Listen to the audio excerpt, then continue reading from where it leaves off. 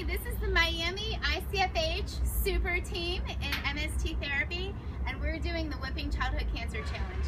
The challenge is to raise awareness for childhood cancer, and so you tell a fact about childhood cancer and then a kid-appropriate corny joke. My fact is, 40,000 children in the U.S. every year are treated for childhood cancer. That's the equivalent of filling up Wrigley Field with children and sending every one of them for treatment. We have to do better for our treatment with more research and better treatment for them. My corny joke: how much does a pirate pay to have his ears pierced? How much? About $1 an ear.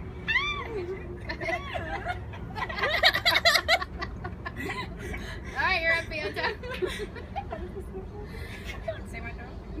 Did you hear about the sensitive burglar?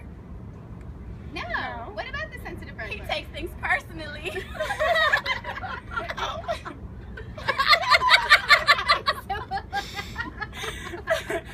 Okay, why does Snoop Dogg carry an umbrella? Why? For travel!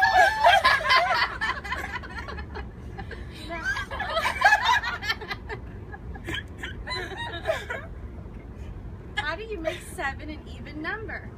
How? You take out the S.